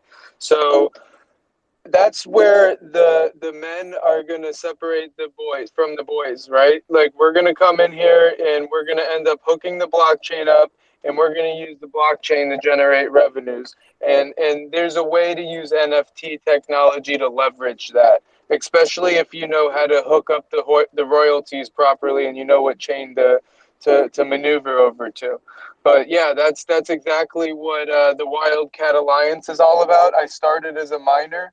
I had 32 3070s running, and I had 500 terabytes of Chia, and I had 32 helium miners, which I sold before I even hooked them up on pre-order. But yeah, like I tried mining anything that was mineable. So yeah, that's what Wildcat Alliance, was started from, was that foundation. And instead of using miners, we use validator nodes, right? So we don't have to worry about the energy consumption, which was one of the biggest issues. But I do remember when I was mining, like during the bull run, like I was making so much more from miners than a validator could ever pay out. But it goes back to there's less energy consumption, right? Or like there's to be balance from there. But definitely, like, we're family, and we're going to prove the concept of how NFTs need to be ran in order to be sustainable and help the blockchain be sustainable at the same time. So you're definitely in the right room, and we're happy to have you. Welcome to the family. Block. I 100% remember now. Thank you, Aslan. So yeah, I'm mine. I'm in New York as well, by the way. And I was literally using my 1070 GPU, making $1.20 a day, just because Bitcoin was really expensive. But I have a question for you. Being pushed into this kind of realm or this kind of world to hack and do that, do you regret it, or do you think it led you to a better path? hell no. Which hacker ever regret being a hacker? Okay, no, that's why I'm asking. It's an important question because some do and some don't. Most don't. So and it's led you to a more comfortable life. You think? I would say like I personally Yes. believe money provides security, not happiness. Right. So you feel more Yes. secure. So I must say, I'm at the point where I have a teeny bit of paranoia. I'm actually already bulletproofing my car at this point. That's how paranoid I am. So I am happy, but the only things that I'm, afraid of as a hacker myself, on a daily basis, technology keeps growing, and I adapt with it. So there's going to come a point by, each of us in our lives, someone's going to need our services. Like I said, a billionaire needed my service to do something, and I did it. We're going to Yeah, the start getting past approached by bites us. individuals like these. The past will come, huh? The past comes and bites us all in the ass. It's something I've learned as well. Not being the greatest when I was younger, and now being a good human being as I'm older. It's hard to run away from those kind of things, and that's why I wanted to ask if you regret it or not. But yeah, no, the mining thing, man. I want to do the whole big facility, or rent from other miners, or I get a percentage if I buy the miner for them and put it in their facility. I know Ouse Mining Token personally, an amazing project. They give Bitcoin rewards if you have their NFT and their token. They do that kind of stuff. Not promotion, but a similar thing where they're mining, and that's the utility and payment you get from having their digital asset. So that's also an important, very important thing for NFTs, I think, as well. If we're going to make it something, it has to have real world utility, because the laymen don't know what they're doing. And I heard this earlier as well, right? I mean, the easier it is to use crypto, and as bad as it is to say, they don't need to know exactly what they're doing. If they can click buy and it goes through, they're good. We can handle the blockchain on our end. 100% I agree. And we have doxed our miners. You'll actually see an entire wall with them. And we're currently doing renovations, so I'm going to start doing YouTube podcasts. And in the background, you see the miners on the wall. We're going to have like the entire community art and stuff like that. And on the ceiling, there's a piece of art that I want to implement, like the Romans back in the day. Like on the Roman ceiling, you'd have like two Romans sitting on a cloud, and then you'd have their fingers kind of like touching each other. Yeah, I know that Master painting. art Yeah. right there. But what's the name of that painting? That's What what is I that keep one? missing. Hannibal. I feel like you would know that. I don't My know bad, why. bro. Yeah, I'm here. So, all right, Alberto, do you want to step in real No, quick? just a quick note regarding your question about black hat hackers. Okay, if they regret what they did, all the cases of people I have met that have committed crimes, that were convicted for computer-related crimes, right now they are not. I mean, they do not want to go back to that. They want. They are doing actually good things. They want to help others. I have known people that goes from the first hacker in the USA who was convicted for hacking a SCADA system, Ghost Exodus, served 11 years in prison, 3 of them in solitary confinement. One of the guys of the Xbox gang that stole the prototype of the Xbox, stole the Apache prototype for the government of the USA, basically $500 million in intellectual property involved. I mean, and all of those guys right now, they do not want to go back to that life. They want to do the right thing. That's something interesting. Not most of the criminals that I have known want to do that. They actually keep to continue improving on their criminal life. My experience has been that. Thank you very much. I appreciate that, Alberto. So, Block, I appreciate you presenting your stuff. We're going to go to Cats, and then after Cats, we actually do have one person here that I wanted to present to. It's Doomer down there. Doomer's awesome. So thanks for showing up, Doomer. I saw you pop in a little bit earlier. We're just going to finish up this conversation over with Mr. Cats and then Doomer.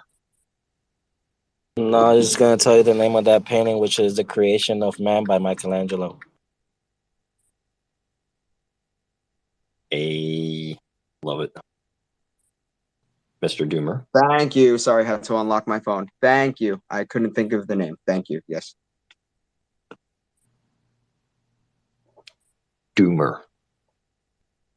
Yo, hello. Sorry, I'm in the way of a meeting, but I can speak. Sorry for the background noise. It's all good, bro. Tell us what's up. Tell us what you're doing, what you're all about. Give us a little intro. Okay. Hello, my name is Doomer. I founded with my co-founder down there. If you could bring him up, also he's Traka. Yeah. We founded something called NFT Showcase Labs, where we develop on-chain KYC decentralized protocols. So I heard that you were saying the to docs, and that's what we are bringing to the space. You don't have the necessity to show to the world who are you, because you can show it to the blockchain and identify yourself. So we are that extra layer of security and transparency to anywhere. So if you don't want to reveal your identity, you do it privately, and we run an ID check and several other factors, and that gives you the ability to interact with protocols and whatever that you need more security and like to identify yourself. We also do NFT security audits for projects and contract certifications. What we do is send a soulbound token to your contract so you can no longer move it, and certify you that you have passed the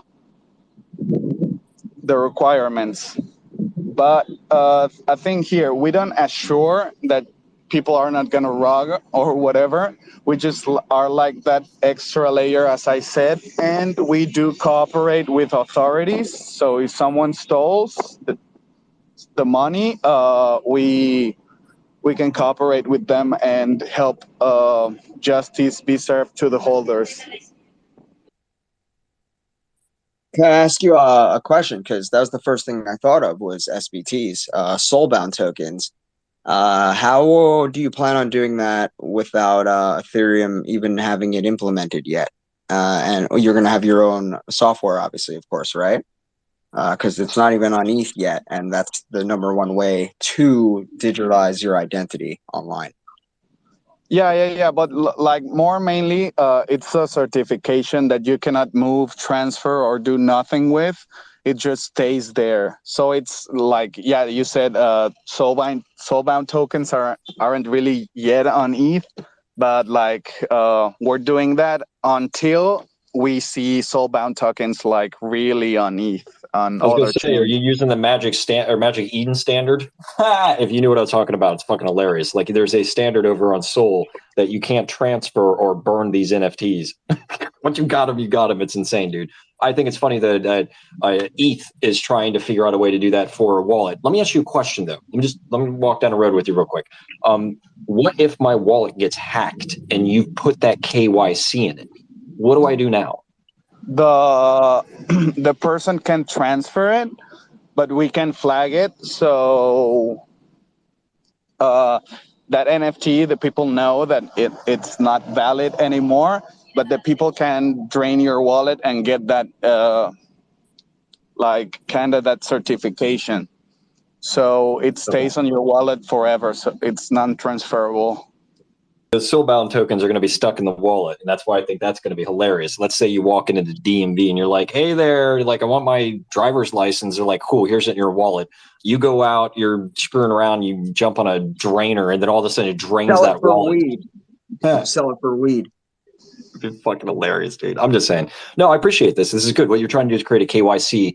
That's some kind of a code-based type thing, and you're doing a token before the launch of the Soulbound. Let me ask you though, are you going to do anything but EVM, or is it just going to be EVM compatible blockchains? No. We're right now we're on Solana and Ethereum.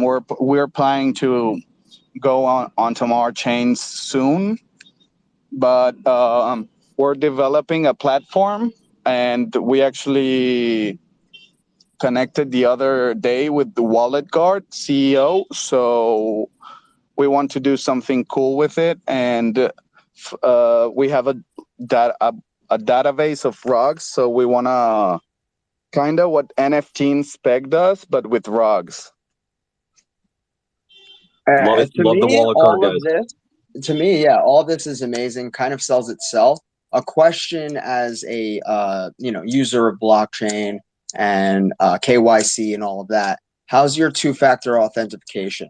Because that has been my only real problem ever. Is if my phone breaks or I lose that. Like, is there an easier way to maybe potentially have a better way to do that? Because if you do that, you win. Yeah, we're actually. Aquí estarán. Sorry. Sorry, I kind of lost the train. But yeah. I don't mean to ask a hard one, but Yeah, do what you got to do, man. If we got to, we can come back to you. I realize that you're traveling. My apologies, bro. Do you want to hand it over to Traka? Traka, do you want to say anything while Doomer's trying to catch his train or bus or whatever? Yeah. What's up, homie? Yeah, can you hear me? Could you repeat the question? I didn't listen the last question. Sure. We were just, he was explaining what you guys are all about, and I believe that he's going to be busy for a second. So we wanted to know, maybe you could pick up where he's left off or explain who you are in the company and exactly what you guys do. Sure. Basically, we are trying to do a KYC for NFTs founders and to help with the transparency and boost the reputation of the projects. And also, we want to help the people to identify red flags on projects.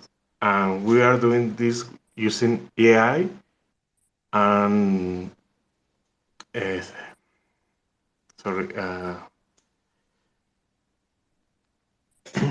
Awesome. Yeah, Dude, I appreciate you.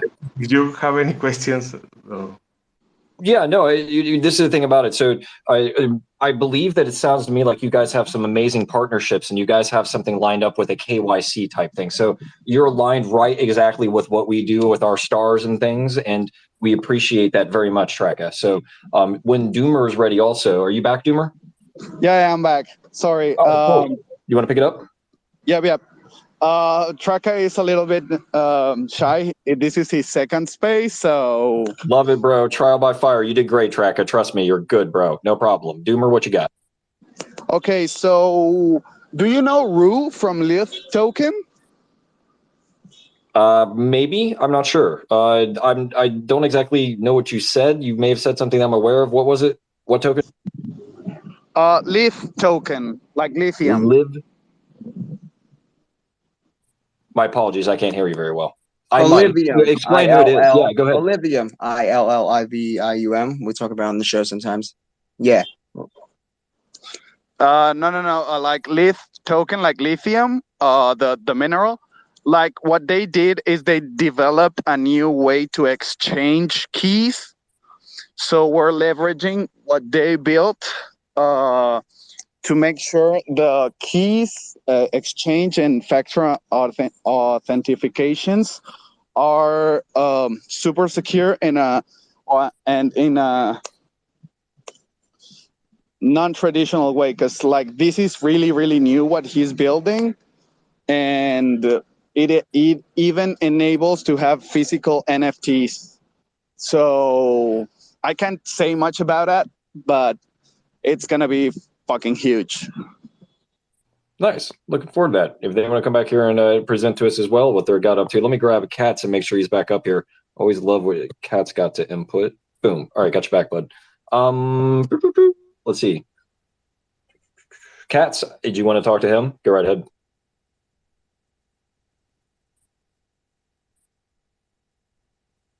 Hey, sorry, I rugged really bad. No, but just letting you know that Soulbound is right now online. It's ERC 5114 for anyone that didn't know. Look at that with the alpha. Did you say 5114? These numbers, I hate them. I just look it up. I'm like, which one is this shit? All right, there we go. 1155. That's great. Okay, so Soulbound is already working. The gentleman is inventing something that's different than that. I do know that also Cardano has something pretty neat with the Prism system. So there's a lot of these ID things that are coming out. I think it's absolutely necessary. I will, real quick, before we move on, present to the panel. Do you guys think that KYC is absolutely necessary to operate in a decentralized environment? Anybody got any questions about that, or anything maybe opposite? Because I think we all kind of agree. Most of us are centrist in that. Let's put it that way. Katz, what you got? And then Alberto. Say 50-50, because I'm very decentralized, but there are going to be some aspects that I want to do KYC as far as the receiver in one of my projects, which will be the DAO, because I'm going to have my own Tumblr system, but it's not going to be malicious. It's going to be for, those people that have sanctions and things like that. But not all the time KYC should be, used or a necessity.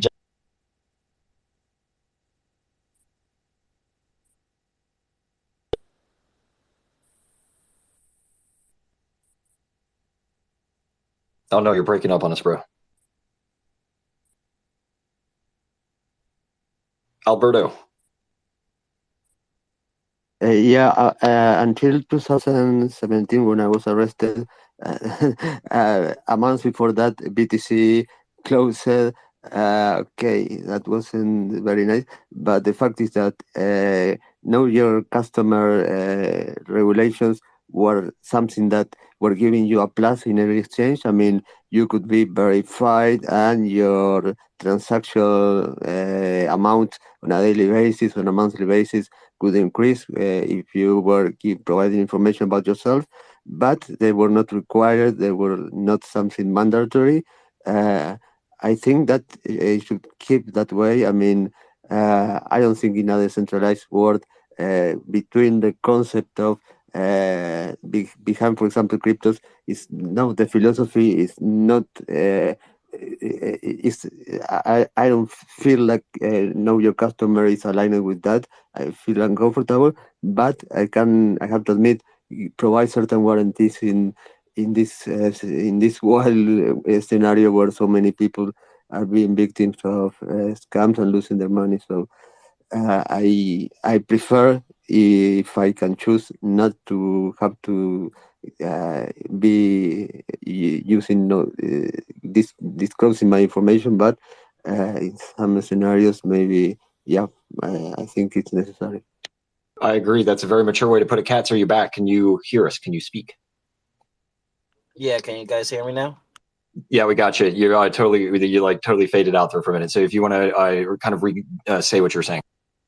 My bad. No, what I was saying is I think that KYC is a 50-50 thing. Me, from my standpoint, I like a lot of decentralization aspects. If KYC would be implemented, I would say the best way that I would do it myself is on the receiver end more than the sender's end, and only after a cap limit. So like, let's say someone is sending $1 million, who are they sending it to type of scenario. Like anything under that, I wouldn't really care, because again, we have to see that certain things like KYC can hurt not only the senders or even nonprofits, but it can also hurt the receiver, like from sanctioned countries and things like that. Yeah, real quick, I was going to say as well, I'm very 50-50 on it as well, because I would rather not. But when it comes down to, especially in the United States, consumer rights, with certain things, I don't mind it. And I'll give you a real life experience here. One KuCoin account that I have, you start it up, and let's say you have a 2FA, a two-factor authentication, or something goes wrong, you have to KYC, and they lower your leverage, they lower the amount you can send out, the amount you can bring in, and it's completely different. The numbers is 10x less. So it all depends on that. For decentralization, no. For consumer safety, maybe, depending. And I just want to kind of follow up with McLindy. First of all, I want to give a shout out to McLindy, because McLindy is a boss. This guy has a 9 a.m. show every day, rain or shine. He is there to deliver all of the market value that you guys need. Please give him a follow. That way you can go ahead in the morning when you have coffee, listen to him tell you about how Bitcoin's crashing. You should probably buy Sol. No, I'm playing. No. So no, the other thing too is I want to also give a shout out to McLindy and let you guys know that he is actually formally trained and has a license. He has a securities license. You're speaking to somebody who understands SEC rules and is starting to become a Wolf of Wall Street. He will be sitting there banging his chest one day with the Wolf of Wall Street. So, yeah, I just want to give Mac Lindy a shout out as well. That way you guys know exactly who he is. So thank you for that, Mac Lindy. I appreciate it. And I also want to let everybody know it is 9 p.m. We actually have gone over our time. I'm going to start winding the room down. If anybody would like to maybe give some final word while we're at it, please go down there and retweet this room. The recording was awesome. There have been some great conversations that have happened, some awesome alpha, all of that good stuff. I just want to go ahead and around the room. Hold on. It looks like Hideous has something else to say. What would you like to say, sir? If you're going around the room, then I can just kick it off if you want. Do it. Right on. So, first of all, I just wanted to say there were no links sent in any DMs to anybody in this space, except the Calendly invite to Riyadh. However, that was a reference to your to the gal who shared earlier, who maybe you thought I sent a DM to. Oh, she said she talked to you or something with some hearts, and that's why I was like, "Oh, that's cool." I mean, like, to be real though, I've had people that told me she had some sex shit going on or something in the background, and you know how this is, man. When you're up here doing this, you get 20 people sending you crap all day. I don't know what the hell's going on. Who cares? So No, I know. I did not do any research, and it just so happens that her profile has the same birth date as mine, and I thought that was, so I gave it a follow. So there you go.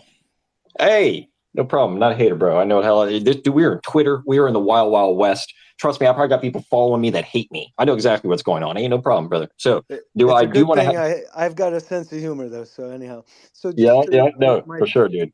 Good job. My final thought is, first of all, really enjoyed everybody's chat tonight. Alberto, I had just listened to that podcast about his story last night, and so really enjoyed meeting you in person today. It was like surreal. So thank you for that. And anyhow, just a pleasure to be here, and look forward to spending more time with you guys in the future. And thanks so much. Thank you. Pleasure, bro. All of this is absolutely awesome to have you guys. I'm going to give a shout out down Block. Thanks for coming up, bro. That was pretty cool to speak to you. Chase didn't get to speak much, but nice to meet you. Horpa, great deal talking to you this time. We're going to get with you on the back end. Treka, absolutely cool. Thanks for coming up here and helping pop letting us to help pop your cherry. I'm sorry. It's hilarious to get new people up here sometimes. Feel free to come back and give us a good talk, man. You know what I mean? Like, shit, Alberto up there, he'll talk with you for hours, man. You're like, hey, no problem, bro. I also want to give it across to Cats. Absolutely love Cats. As you guys can see, Cats is very humble. Absolutely love him. Aslan, as always, man, he's the shit. Absolutely love all the insights. Thank you very much for always supporting. I know that he's probably sitting there wanting to get offline because he does this all day. Alberto, as always, thank you very much. Let me tell you something. I am next to my mother right now. It's her birthday. My mother is turning 70 years old right now, and I'm here next to her. So, hey, happy birthday. Everybody give her some hearts and shit. Happy birthday. Yeah. Thank you. Hey, you're welcome. Nice. Yeah, you got a good son there, man. I love it. Yeah, dude, this is cool as hell. Twitter is neat. Get her on here. Let's get her some crypto and stuff. Hey, happy birthday, Mama. Is the better.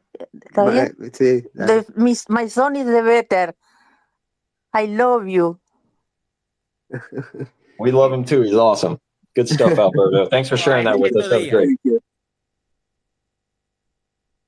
Cool. All right, everybody. If anybody else wants to say anything, I'm going to give shout outs down all the way down the road. Victor, Lucky, got designers in the house. Of course, Kay, Centurion. Oh, dude, I love that dude. That guy's cool. Alexander, Azur, Unicorn, what's up? How you doing? In-Depth Genius. There's AC in the house. What's up, AC?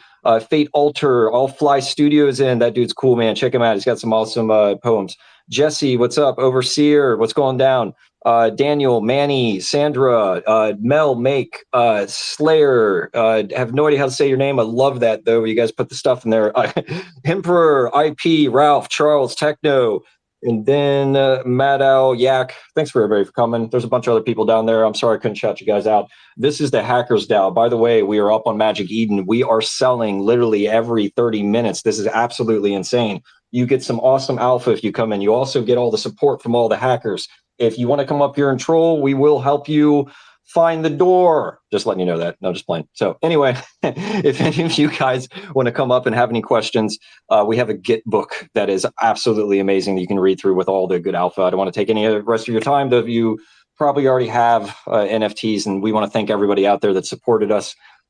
If you want to be in the DAO, by the way, come in and do your holder verification and then start to get to know everybody. So this is what we're talking about. Love having the Web3 thing. Love you guys as family. Have a good night, everybody. Stay safe out there. Don't forget to use your wallet guard like a condom. I don't want to be, by the way, we helped 3 people this week that got scammed. It was awesome. We got another young lady that's being stalked. Maybe we're going to help her. Love doing this stuff. Let's keep it up, everybody.